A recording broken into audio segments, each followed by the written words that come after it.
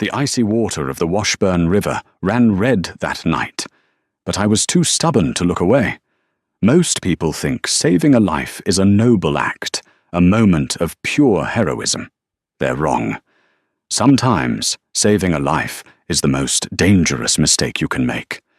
When I dragged that massive, bleeding beast onto the mud bank, I thought I was saving a wounded animal. I didn't know I was dragging a war into my living room. I didn't know the wolf had a name, a crown, and enemies who would burn my world down just to finish what they started. This is how I saved the king, and how he almost destroyed me. The rain in Bitter Creek didn't just fall, it punished. It was a freezing, vertical sheet of water that turned the Oregon dirt into a slurry of clay and pine needles. Tessa Hart wiped the fog from the inside of her Jeep's windshield, her knuckles white against the glass. The wipers were fighting a losing battle, slapping a rhythmic, screeching beat against the storm. She shouldn't be out here. She should be back at her cabin, drinking cheap Merlot and pretending she wasn't hiding from her life back in Seattle. But the generator had died, and she needed fuel. She took the turn near the old bridge too fast. The headlights swept across the swollen banks of the Washburn River, illuminating the white caps of the rushing water. Then she saw it. It was a snag of darkness caught against a fallen birch tree near the bank. At first, Tessa thought it was a bear. The mass was huge, black fur matted down by the torrent. But bears didn't float like that. Bears didn't look so broken. Tessa slammed on the brakes. The Jeep fishtailed, tires screaming against the mud before coming to a halt inches from the guardrail. "Don't do it, Tess," she whispered to herself. "You are a burnt-out trauma nurse on administrative leave. You are not animal control." But the training was a reflex she couldn't turn off. She grabbed the heavy flashlight from the glove box, zipped her raincoat to her chin, and stepped out into the deluge. The cold hit her like a physical blow. She scrambled down the embankment, her boots sliding in the muck. The roar of the river was deafening. As she got closer, the shape resolved itself.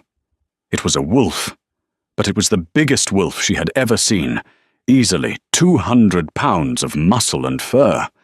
It was motionless, half submerged, its head resting precariously on a drift log. Tessa waded into the freezing shallows. The water bit through her jeans instantly. She reached out, expecting the animal to snap, to thrash. Nothing. She grabbed the scruff of its neck. The fur was coarse, slick with oil and blood. "Come on," she grunted, planting her feet. He was dead weight, literally. It took every ounce of hysterical strength she possessed to haul the beast up the mud bank. She collapsed onto the grass, chest heaving, rain plastering her hair to her face. She shone the flashlight over him. The wolf wasn't just hurt. He had been butchered. There were 3 deep, parallel gashes tearing through the muscle of his flank, exposing bone. But it wasn't just the physical trauma. The wound smelled wrong. It didn't smell like iron and rot. It smelled like sulfur and burning ozone. Tessa placed a hand on the wolf's chest, a heartbeat. Slow, thready, but there. "Okay," she breathed, panic rising in her throat. "Okay, I can't leave you here."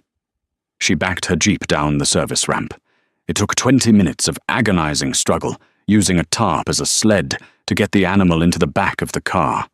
He let out a low, gurgling whimper once, a sound so devastatingly human it made the hair on her arms stand up. By the time she got him to her cabin, a secluded A-frame miles from the nearest neighbor, the storm had intensified. She dragged him onto the rug before the fireplace, stoked the dying embers, and grabbed her medical kit. She wasn't a vet. She treated gunshot victims, car crash survivors, and overdose patients in downtown Seattle. But flesh was flesh, and bleeding was bleeding. She cut away the matted fur around the wound. The gashes were bubbling. "What did this to you?" she whispered, flushing the wound with saline. As she worked, she noticed anomalies. The wolf's bone structure was dense. heavier than it should be. And the healing? It was impossible. Even as she stitched the fascia, she could feel the tissue knitting together under her fingers, fighting the thread. It was too fast. She worked for an hour, her hands steady despite the adrenaline crash. She injected a broad-spectrum antibiotic and a heavy dose of tramadol she kept for emergencies. Finally, she sat back, wiping blood from her forehead. The wolf was breathing easier now. The firelight danced over his obsidian fur. He was beautiful in a terrifying, primal way. Tessa went to the kitchen to wash her hands. She scrubbed until her skin was raw, watching the pink water swirl down the drain. Thump! A heavy sound from the living room, like a piece of furniture overturning. Tessa froze. She turned off the faucet. "Hey, easy!" she called out, drying her hands on a towel. "You're safe. I just stitched you up, so don't rip them." She walked back into the living room and stopped dead. The towel dropped from her hand. The wolf was gone. Standing in front of the fire, bracing himself against the stone mantelpiece, was a man. He was naked, shivering violently. He was huge, tall, with broad shoulders corded with muscle. His skin was pale, covered in scars, and his dark hair hung in wet strands over his eyes. But what froze Tessa's blood wasn't his nudity. It was the fresh, angry row of sutures running down his left flank, the exact same sutures she had just tied. He turned his head. His eyes were the color of storm clouds, grey, turbulent and glowing with a faint, unnatural luminescence. He looked at her, and the air in the room seemed to drop 10 degrees. "Where?" he rasped, his voice sounding like gravel grinding together. "Is Silas?" Tessa backed up until her spine hit the doorframe. "Who are you?" The man took a step toward her and stumbled. He caught himself on the sofa, his knuckles white. "Tell me where he is, or I will burn this forest to ash." "I don't know who Silas is," Tessa said, her voice shaking but her chin high. "I pulled a wolf out of the river. I fixed him. Now there's a naked man bleeding on my rug. You need to sit down before you tear those stitches."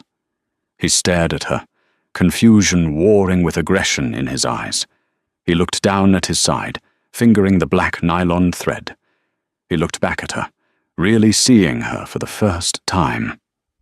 "You touched me?" "I sewed you back together," she snapped, fear turning into defensive anger. "And you're welcome." The man's eyes rolled back in his head. He crumpled to the floor, unconscious. Tessa didn't sleep that night. She had managed to drag the stranger onto the sofa and cover him with a heavy wool blanket. She had zip-tied his wrists to the heavy oak leg of the couch. It was illegal, it was unethical, and given the sheer size of him, it was probably futile. But it made her feel slightly less like a prey animal. She sat in the armchair opposite him, a heavy cast-iron skillet in her lap. Her phone had no signal. The landline was dead, lines down from the storm. She was trapped in a cabin with a shapeshifter. Shapeshifter. The word felt ridiculous in her brain, but she couldn't deny what she had seen. Around 4 a.m., he stirred. Tessa gripped the skillet handle. "Don't move." The man blinked, groaning. He tugged at his wrist, the zip tie biting into his skin. He looked at the restraint, then at Tessa, then at the skillet. A dry, humorless sound escaped his lips. A laugh. "Cookware? Really?"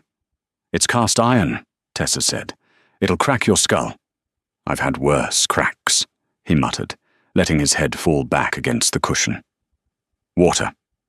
Tessa hesitated, then filled a glass from the pitcher on the table. She approached him carefully, like one might approach a bomb. She held the glass to his lips. He drank greedily, water running down his neck. "Who are you?" Tessa asked again, retreating to the safety of her chair. "Kalen," he said. He tested the zip tie again, snapping the thick plastic with a casual flick of his wrist. Tessa jumped, raising the pan. Kalen didn't attack. He just rubbed his wrist, looking at the red mark. "Relax, nurse. If I wanted to hurt you, you'd be dead before you lifted that pan. I'm not a nurse right now. I'm a woman with a weapon and zero patience. Kalen sat up, the blanket slipping to his waist. He winced, clutching his side. You have good hands. The stitching is clean. You're a wolf, she stated flatly. I am the Alpha of the Blackwood Sovereign, he corrected, as if that explained everything, and someone tried to assassinate me. Silas? Kalen's jaw tightened. Silas Vane, my beta, my second in command, my brother, in everything but blood. He looked around the cabin, his eyes scanning the windows. How long was I out? About 6 hours. Too long. He tried to stand, but his legs buckled. He fell back onto the couch, sweating. The blade was poisoned, wolfsbane and silver nitrate. It messes with the equilibrium. I don't have medicine for magic poison, Tessa said, putting the skillet down, but keeping it within reach. I have aspirin and whiskey. Whiskey helps, Kalen said. Tessa poured him a glass of bourbon. He downed it in one swallow. The alcohol seemed to bring a little colour back to his face. You need to leave, Tessa said. If someone tried to kill you, and they find you here, they won't look here. Not yet. They think I'm dead. Silas shot me, slashed me, and dumped me in the rapids. He expects my body to wash up in the Pacific, not be fished out by a... He narrowed his eyes, sniffing the air. You're human. Last time I checked. Why did you save me? Kalen asked, his gaze intense. It wasn't a casual question. It felt like an interrogation. I saw something suffering, Tessa said, crossing her arms. I didn't stop to check its species. Kalen studied her. For a moment, the predatory edge in his eyes softened. You have a death wish, Tessa. That's your name, isn't it? I saw it on the prescription bottle on the table. Tessa Hart. Well, Tessa Hart, you have entangled yourself in a coup. Suddenly, Kalen's head snapped toward the window. His nostrils flared. A low growl vibrated deep in his chest, a sound that was entirely animalistic, coming from a human throat. Turn off the light, he whispered. What? Turn off the damn light! Tessa hit the switch. The cabin plunged into darkness, save for the dying embers of the fire. Get down! Kalen hissed. He lunged from the couch, tackling Tessa to the floor. His body was heavy, hot like a furnace. Before she could scream, his hand clamped over her mouth. Listen, he commanded into her ear. Tessa strained her ears. Over the sound of the rain she heard it. Crunch. Crunch. Footsteps on the gravel driveway. Heavy boots, and the click-clack of claws. They found me, Kalen whispered, his lips brushing her ear. Silas didn't wait for the ocean. He sent the hunting party. What do we do? Tessa breathed, her heart hammering against her ribs. Kalen looked at her. His eyes were glowing again in the dark. I can't shift, not with this poison in me. I can't fight them as a wolf. So? So, Kalen said, reaching for the fire poker. We do this the human way. Do you have a gun? I have a flare gun in the emergency kit. It'll have to do. A heavy fist pounded on the cabin door. Open up! A voice roared. It wasn't a request. We know he's in there. Give us the Alpha, and we might let you live. Kalen looked at Tessa. Lie to me, Tessa. Tell me you're good under pressure. Tessa grabbed the orange flare gun from the kit under the table. Her hand stopped shaking. The nurse was gone. The survivor was here. I'm great under pressure, she lied. Good, Kalen said, because the door is about to come down. The wood around the deadbolt splintered with a sound like a gunshot. The door didn't open. It exploded inward. 2 men surged into the cabin. They wore tactical gear, black rain slickers, combat boots, and night vision goggles pushed up on their foreheads. They looked like mercenaries, but they moved with the eerie, fluid grace of predators. Clear left, the first one shouted. He didn't finish the sentence. Calen, despite the poison coursing through his veins, launched himself from the shadows. He didn't have his wolf strength, but he had mass and momentum. He slammed the fire poker into the first intruder's knee. There was a sickening crunch of bone, and the man howled, a sound that shifted midway into a canine yelp. The second man leveled a handgun at Calen. "Down! Stay down!" Tessa didn't think. She didn't calculate. She just raised the orange plastic flare gun and squeezed the trigger. Whoosh! The flare didn't hit the man. It hit the stone hearth behind him, ricocheting into the pile of old newspapers Tessa used for kindling. Magnesium burned white-hot, blindingly bright in the dim room. "My eyes!" The gunman staggered back, firing blindly into the ceiling. "Move!" Calen roared. He grabbed the heavy cast-iron skillet Tessa had abandoned and swung it with a backhand motion, connecting with the blinded gunman's temple. The man dropped instantly. The newspapers caught fire. Then the rug. The old dry timber of the cabin walls began to smoke. "The back door!" Tessa coughed, grabbing her keys and her medical bag. "Go!" They scrambled through the kitchen, bursting out the back door into the torrential storm. The noise was overwhelming. The roar of the river, the wind in the pines, and the shouting of men from the front driveway. "There are more of them," Calen gritted out, leaning heavily on Tessa. His skin was burning up. "My jeep is round the side," Tessa yelled over the wind. They splashed through the mud. A shadow detached itself from the trees. A third attacker. This one didn't bother with a gun. He dropped to all fours, his body contorting, bones cracking and reshaping, until a grey wolf the size of a Great Dane stood in their path, lips curled back to reveal yellow fangs. Tessa froze. The primal fear of being eaten alive locked her knees. Calen shoved her behind him. He stood tall, bare-chested in the freezing rain, blood streaming from his flank. He let out a roar, not a word, but a command.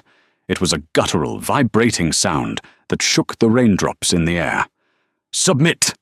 The grey wolf flinched. For a split second, the hierarchy held. The instinct to obey the alpha overrode the order to kill. That split second was all they needed. Tessa grabbed Calen's arm and dragged him toward the jeep. She shoved him into the passenger seat and vaulted behind the wheel. She turned the key. The engine sputtered. Come on," she pleaded. The grey wolf shook off the command. It lunged at the car, its jaws clamping onto the side mirror, ripping it off with a screech of metal. The engine caught. Tessa slammed the gear stick into reverse, flooring the gas. The jeep shot backward, knocking the wolf aside with a heavy thud. She spun the wheel, tires throwing up rooster tails of mud, and careened down the driveway. As they hit the main road, Tessa looked in the rearview mirror. Her cabin, her sanctuary, the place she had bought to escape the trauma of the ER, was glowing orange against the night sky. The flames were licking up the roof. "I'm sorry," Calen whispered. He was slumped against the window, his face grey. "Save your apologies," Tessa said, her voice trembling as she fought to keep the car on the slick asphalt. "Just stay alive."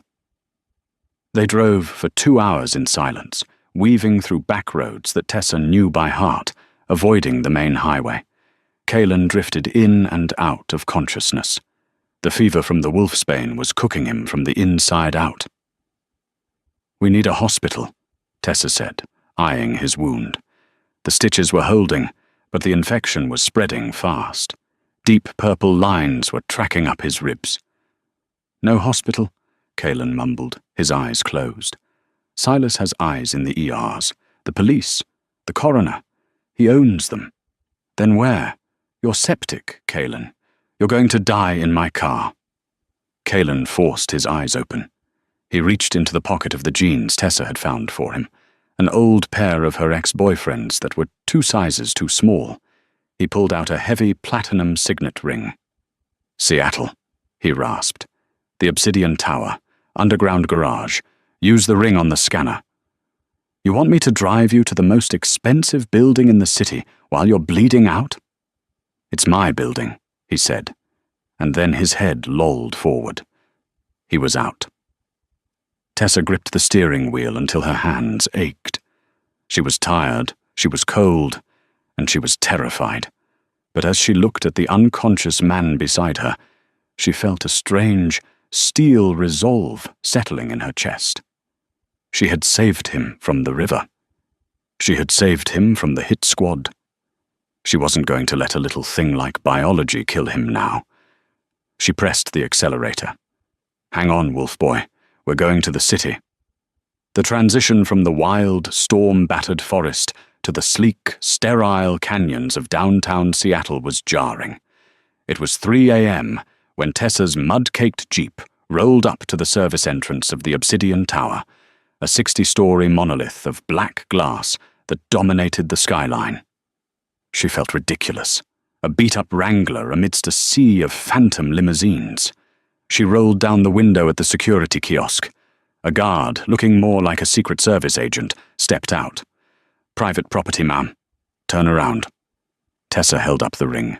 The platinum band caught the street lamp light.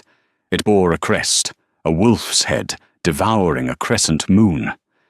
The guard's demeanor changed instantly. He stiffened, his eyes widening. He touched his earpiece. "Code black. I repeat, code black at the south gate. Open it. Now." The heavy steel gate groaned open. "Drive to level B4, the guard said, his voice hushed. "Do not stop." Tessa drove down into the bowels of the earth. Level B4 wasn't a parking garage. It was a bunker. The walls were reinforced concrete, and the lighting was clinical white. As she put the Jeep in park, an elevator aimed directly at the garage floor opened. 3 people rushed out.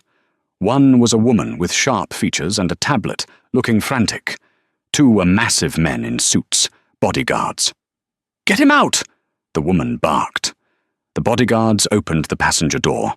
They handled Kalen with a reverence that bordered on religious. "He's breathing," one of the guards said. "Pulse is weak." "Who are you?" the woman demanded, turning on Tessa. She had icy blonde hair and eyes that dissected Tessa in a second. "I'm the one keeping him alive," Tessa snapped, stepping out of the car. Her legs felt like jelly. "He has wolfsbane poisoning and a laceration on his left flank. I sutured it, but he needs antitoxin, IV fluids, and a sterile field. Now." The woman blinked, surprised by the authority in Tessa's voice. "Bring her," she ordered the guards. They took a private elevator that moved so fast, Tessa's ears popped. When the doors opened, they weren't in a hospital, but they might as well have been. It was a medical suite inside a penthouse, advanced monitoring equipment, a surgical table, a wall of pharmaceuticals. A team of doctors, private, discreet, and very fast, swarmed Kalen. Tessa was pushed to the side. The adrenaline that had sustained her for the last 12 hours suddenly evaporated. She sank onto a leather bench in the hallway, putting her head in her hands. She smelled like wet dog, smoke, and fear. "Here." Tessa looked up. The blonde woman was holding a bottle of water and a protein bar. "I'm Beckett," the woman said. "Kalen's chief of strategy. You look like you're about to pass out." "I'm fine," Tessa said, taking the water. Her hands shook as she unscrewed the cap. "Is he going to make it?" "Kalen is hard to kill," Beckett said, sitting next to her. "Silas has been trying for years, but he's never gotten this close." She looked at Tessa sideways. "You have no idea what you've walked into, do you?" "A coup," Tessa said. "Wolf politics." "It's not just wolf politics," Beckett corrected. "It's a corporate takeover. Blackwood Sovereign isn't just a pack.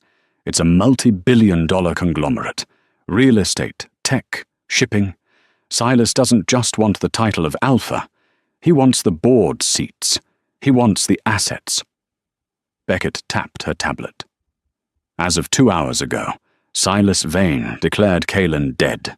He claimed Kalen committed suicide by jumping into the Washburn River due to mental instability. The board of directors is meeting tomorrow night at the Winter Solstice Gala to swear Silas in as the interim CEO and Alpha. "But Kalen is alive," Tessa said. Barely, Beckett replied, and unless he walks into that gala on his own 2 feet, looking strong enough to rip a throat out, it won't matter. If he shows weakness, the pack will turn. They follow strength, Tessa. Only strength. A doctor stepped out of the medical suite. He looked exhausted. He's stable, the doctor said. The antitoxin is working. But he needs rest. Days of it. He has 12 hours, Beckett said grimly. Tessa stood up. I should go. You have your king back. My cabin is burned down, my life is a mess, and I just want to go to a hotel and sleep for a week. Beckett looked at her with a mix of pity and pragmatism. You can't go, Tessa. Excuse me. I'm not a prisoner. No, you're a loose end. A deep voice rumbled from the doorway. Tessa spun around. Calen was standing there.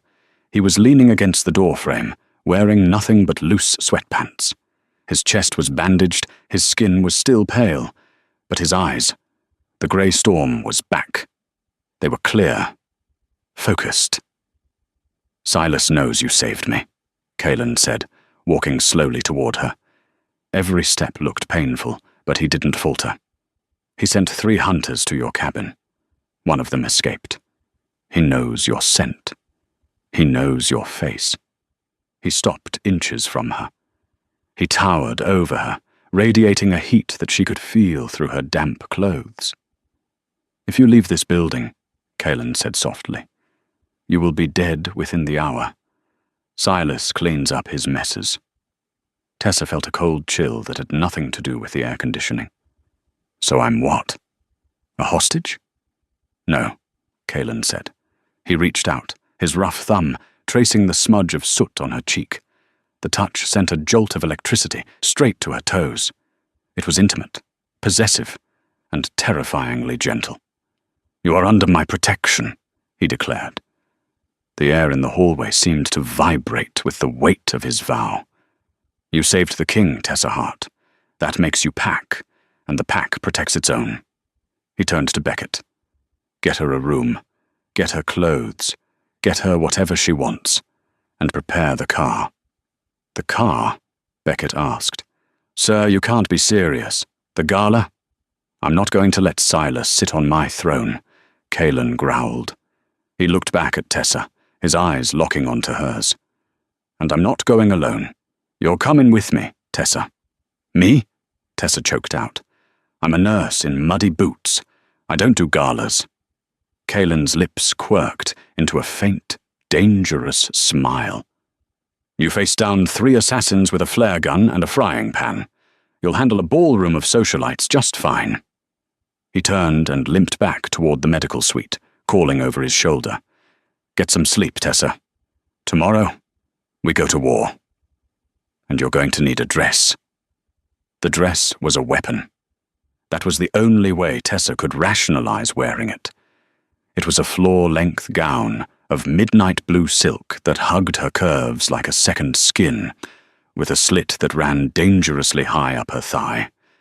Necessary, Beckett had insisted, for mobility in case she needed to run. Tessa stood in front of the mirror in the penthouse guest suite. Her hair, usually pulled back in a messy bun, cascaded in loose, dark waves over one shoulder. A makeup artist had covered the shadows under her eyes, making her look fierce rather than exhausted. You look like a queen, a voice said from the doorway. Tessa turned. Calen stood there. He was no longer the wounded animal shivering on her rug. He was the king.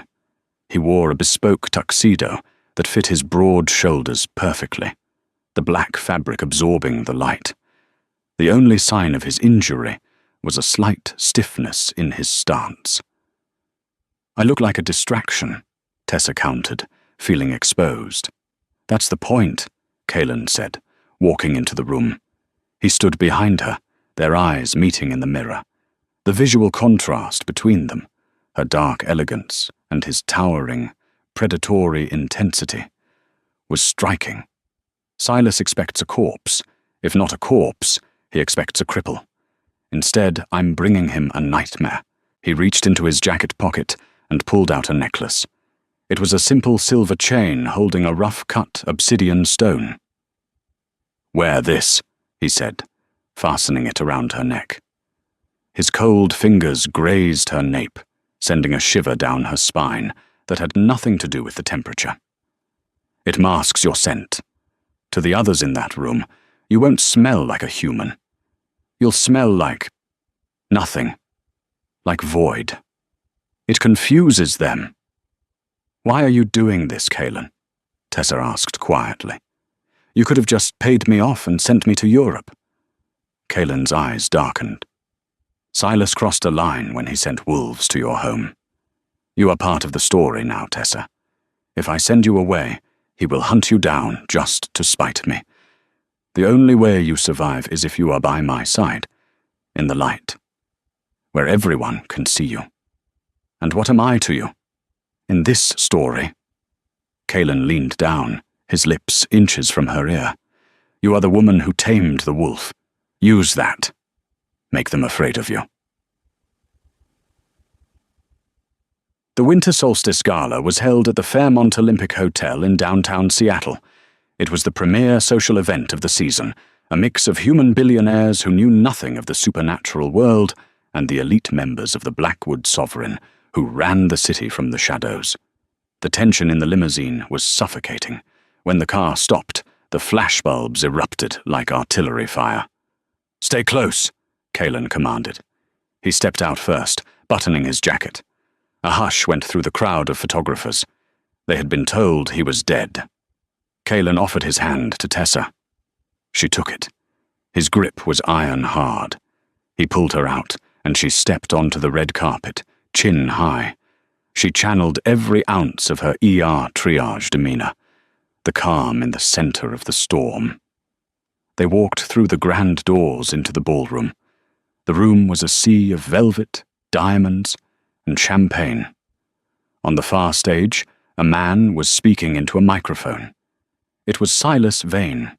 He was handsome in a slick, commercial way, blonde hair perfectly coiffed, a smile that showed too many teeth. He was holding a glass of scotch. "A tragedy," Silas was saying, his voice oozing practiced sorrow. Kaylin was a visionary, but the burden of the Alpha blood was too much for his mind. "We mourn him, but we must look to the future. As your new acting CEO and Alpha," Kaylin didn't shout. He didn't run. He simply walked into the center of the room. The crowd parted for him like the Red Sea.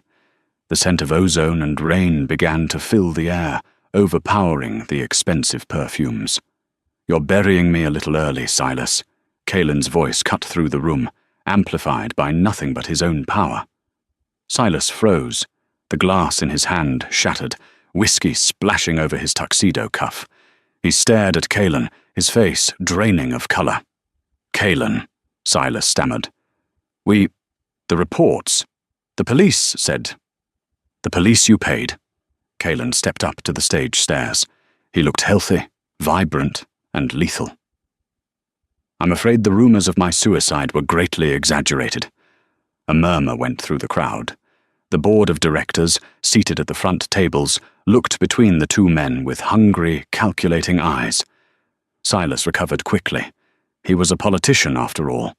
He forced a smile, though his eyes remained dead. "Brother, thank the moon. We were devastated." He opened his arms for a hug, a gesture that allowed him to get close. As they embraced, Tessa saw Silas whisper something in Kaylin's ear. She saw Kaylin's jaw tighten. Silas pulled back, his eyes flicking to Tessa. "And who is this? You've been missing for 2 days, Kaylin. While the stock dropped, while the pack panicked. You were with a human." It was a trap. In the Sovereign, taking a human lover was seen as a weakness, a dilution of the bloodline. Silas was trying to discredit him right there. "She's not just a human," Kaylin said, his voice dropping an octave. The room went silent. Tessa's heart hammered. What is he doing? Kaylin turned to Tessa, extending his hand. She walked up the stairs, her legs shaking but her face stone. He pulled her to his side, his arm wrapping around her waist possessively. "This is Tessa Hart. Kaelin announced to the room. "She is the one who pulled me from the river where assassins left me for dead. She is the one who stitched my flesh when my own kin betrayed me." He looked at the board of directors. "And she is my mate." The room exploded. Gasps, whispers, the dropping of cutlery. A human mate was rare. For an Alpha King, it was unheard of in a century. It was a lie, of course, a massive, calculated lie to give Tessa status that made her untouchable by pack law. Silas looked like he had been slapped. "A human mate? Kaelin, you are delirious from your injuries. This is against tradition. She cannot be recognized." "I am the king!" Kaelin roared, his eyes flashing that storm-grey luminescence. "I am the tradition. Anyone who touches her challenges me. Anyone who questions her questions me." He glared at Silas. "Do you have a question, Silas?" Silas looked at Kaelin's fists, then at the supporters in the room, who were already beginning to nod, swaying back towards the Alpha. He swallowed his rage. "No questions, Alpha." Silas bowed stiffly. "Welcome home." The drive back to the Obsidian Tower was silent. The adrenaline crash was hitting Tessa hard. She stared out the window at the rainy streets of Seattle, her hand unconsciously touching the obsidian necklace. "You could have warned me," she said finally, her voice brittle. "If I had warned you, your reaction wouldn't have been genuine," Kaelin said. He sounded tired. The show of force had drained him. Silas needed to see fear and confusion, not a rehearsed act. "So I'm your mate now?" Tessa laughed bitterly. "What does that even mean? Do I get a collar?" Kaelin looked at her, his expression softening. "It means you are equal to me in rank.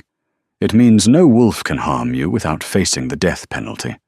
It was the only title strong enough to stop Silas from killing you tonight. And when the lie falls apart, we make sure it doesn't," Kaelin said. He reached across the seat, taking her hand. His thumb rubbed her knuckles. "Tessa, tonight, you were magnificent. You didn't flinch." "I was terrified," she whispered. "That's what bravery is." They arrived at the tower. The mood had shifted. There was a charge in the air between them, a kinetic energy born of survival and proximity. When the elevator doors opened to the penthouse, the tension broke. Kaelin didn't let go of her hand. He pulled her toward him. Tessa didn't pull away. She looked up into his grey eyes and saw the raw hunger there, not just for power, but for connection. For her. "You saved my life," he murmured, leaning down. "Why?"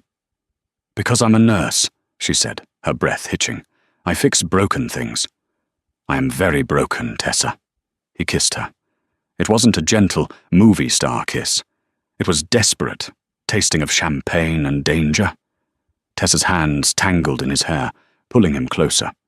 For a moment, the politics and the wolves and the assassins faded away. The elevator chimed. They broke apart, chests heaving. Beckett was standing in the hallway, looking pale.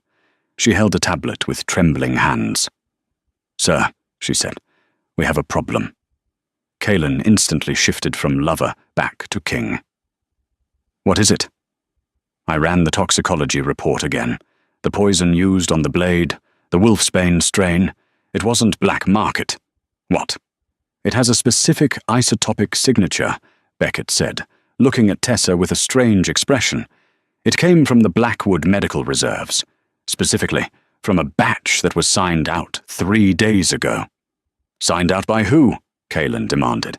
Beckett took a deep breath. "By Dr. Orris, the pack physician." "Aris is loyal," Kaelin scoffed. "He delivered me. He's been with the family for 40 years. "There's more," Beckett said. She tapped the screen.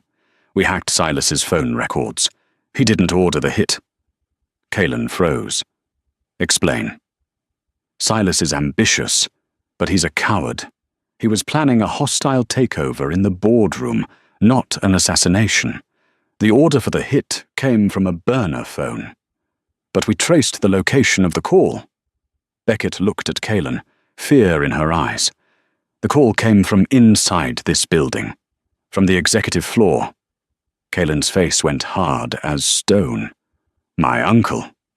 Magnus Blackwood, the patriarch, the man who had raised Kaelin after his parents died, the council head who claimed to be neutral.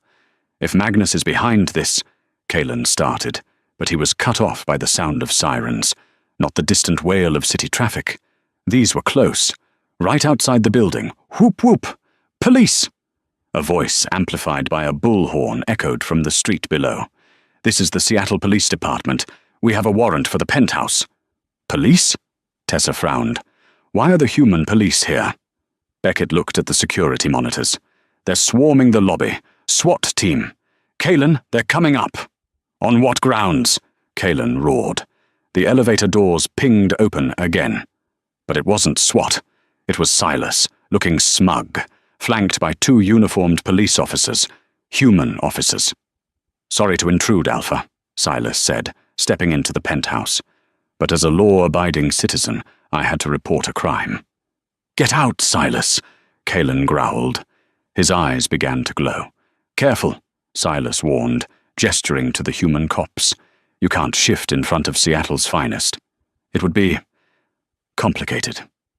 The lead detective, a weary-looking man named Detective Miller, stepped forward. He held up a badge. Mr. Blackwood, we received an anonymous tip and digital evidence regarding an attempted murder. My murder?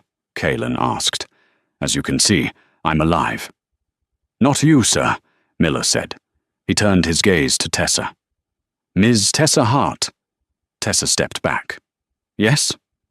We have security footage from a cabin in Bitter Creek, Miller said, and we have a syringe found in your medical bag recovered from the scene. The lab says it contains a lethal dose of wolfsbane and digitalis. Tessa's blood ran cold. That was for him. To save him. The footage we were sent shows you injecting Mr. Blackwood while he was unconscious, Silas interjected smoothly. And frankly, given that the poison that nearly killed our Alpha matches the contents of your bag, it looks like you were finishing the job, not saving him. That's a lie, Tessa shouted. I used antibiotics. The syringe in evidence says otherwise, Silas smiled. He had planted it. When his men raided the cabin, they must have switched the vials in her bag before leaving it for the police to find. Tessa Hart, Detective Miller said, pulling out handcuffs. You are under arrest for the attempted murder of Kaelin Blackwood and the possession of a controlled lethal substance. Kaelin stepped in front of Tessa. A low growl vibrated in his chest. She is my mate. You will not touch her.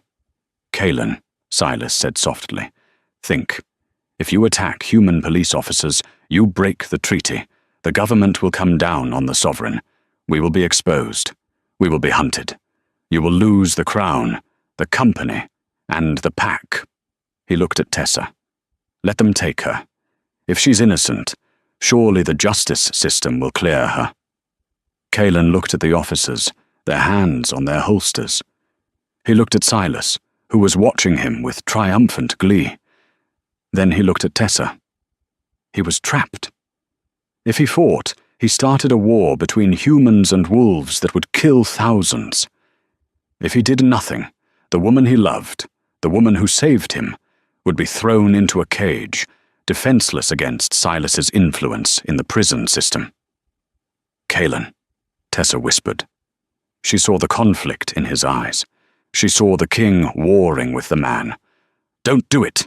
Don't expose them. I can't let them take you, he gritted out. If you fight them, Silas wins, she said, tears pricking her eyes.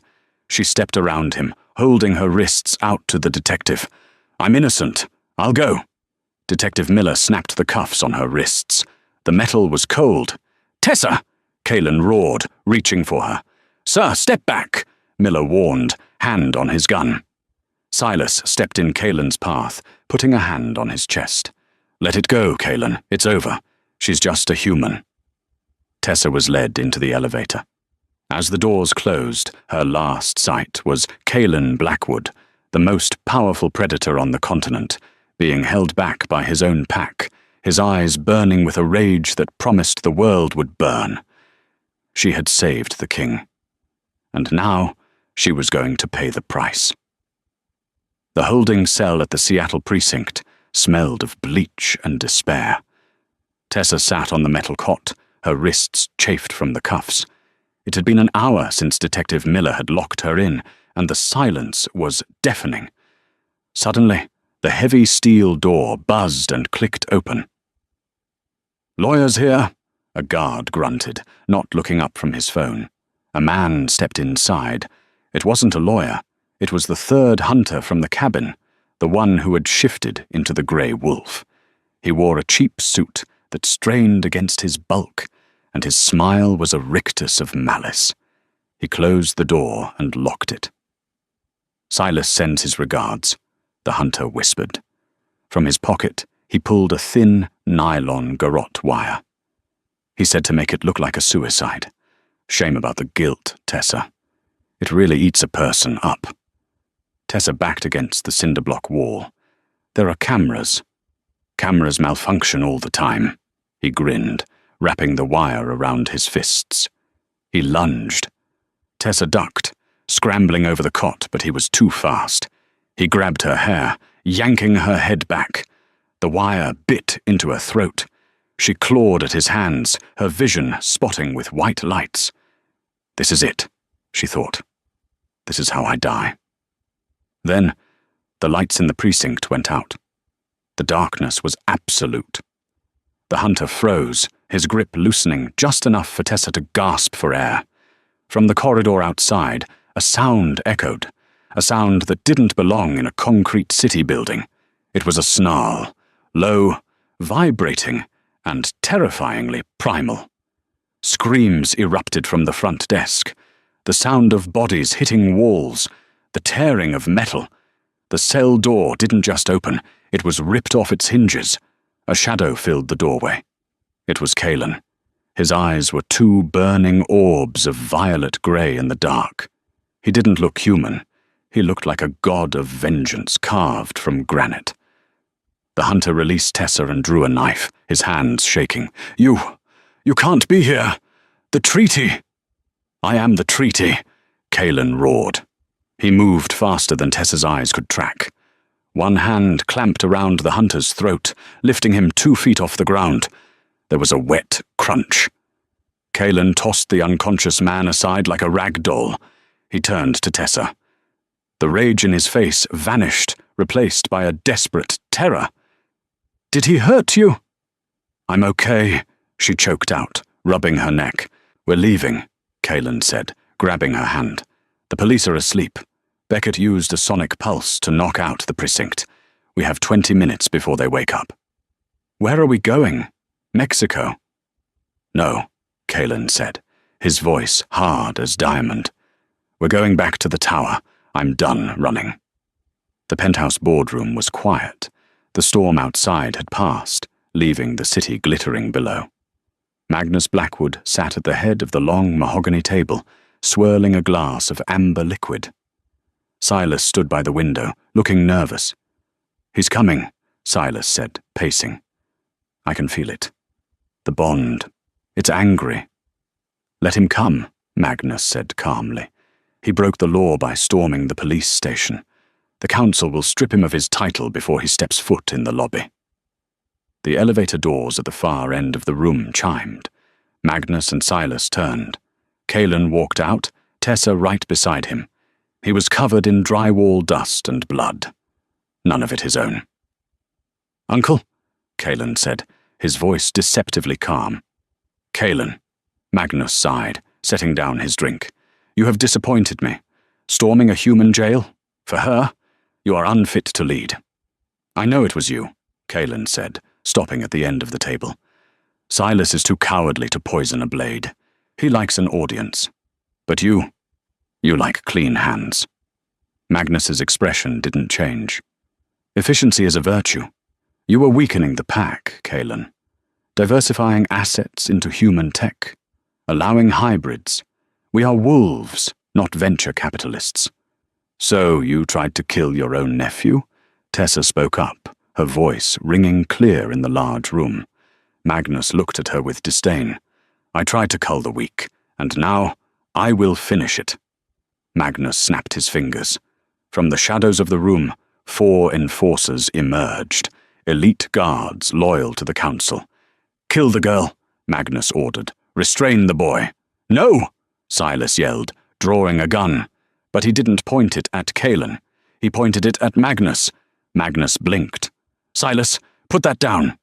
"You told me Kaelan would step down," Silas shouted, his hand trembling. "You didn't tell me you were going to kill him. He's my brother." "He is a rival," Magnus snapped. The distraction was enough. Kaelan moved. He didn't shift. He didn't need to. He tapped into the Alpha Force, the pure, crushing gravity of his will. The air in the room became heavy, pressing down like lead. The 4 enforcers dropped to their knees, gasping, crushed by the sheer weight of his dominance.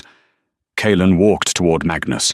The older man tried to stand, but Kaelan backhanded him, a blow that sent Magnus flying over the mahogany table, crashing into the wet bar. Kaelan stood over his uncle, grabbing him by the lapels. "The only reason you are still breathing is because you share my blood." You are a monster," Magnus wheezed. "I am the king," Kaelan corrected. He looked at the enforcers, who were struggling to look up. "Take him to the cells and call the council. I want them to hear exactly how he tried to murder their alpha." The enforcers, recognizing the shift in power, scrambled to obey. They dragged a defeated Magnus away. Silas dropped the gun. He fell to his knees, head bowed. "Kaelan, Get up, Silas," Kaelan said wearily. "You're an idiot, and you're exiled from Seattle for a year. Go to the London office. Learn how to be a businessman before you try to be a villain." Silas looked up, tears in his eyes. He nodded once, then fled the room. Finally the room was empty. Just Kaelan and Tessa. Kaelan walked over to the window, looking out at the skyline. He gripped the sill so hard the wood creaked. "I almost lost you tonight." Tessa walked up behind him. She placed a hand on his back. He was trembling. "You didn't," she said softly. He turned around. The adrenaline was fading, leaving him looking vulnerable. "I can't let you go, Tessa. I told the world you were my mate to save you, but the lie isn't enough anymore."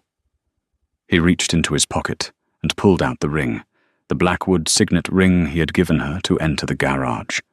"Stay," he said. "Not as a hostage, not as a fake mate. Stay as my partner. I have a kingdom, Tessa, but it's cold and it's empty, and I don't want to rule it alone." Tessa looked at the ring, then at the man.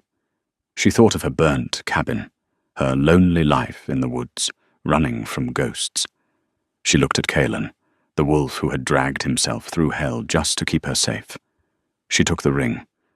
"I'm not really a queen type," she said, sliding the heavy platinum band onto her finger. It shrank instantly, resizing to fit her perfectly. A bit of old magic. "We'll work on it," Kaelan smiled. A real smile this time, one that reached his eyes. He pulled her in, kissing her as the sun began to rise over the Seattle skyline, painting the obsidian tower in gold. The storm was over. The reign of the Wolf King and the nurse who saved him had just begun. And that is the story of how Tessa Hart went from saving a wounded animal to ruling an empire. It's a reminder that sometimes the monsters in the stories aren't the ones with claws and fangs. Sometimes they're the ones in expensive suits. And sometimes the most dangerous thing you can do is open your heart to a stranger in the rain. If you enjoyed this story, please hit that like button. It really helps the channel grow and lets me know you want more stories like this. Do you think Tessa made the right choice staying with Kaelan? Or should she have run when she had the chance? Let me know your thoughts in the comments below. And don't forget to subscribe and ring the bell so you never miss the next episode. Thanks for watching, and I'll see you in the next story.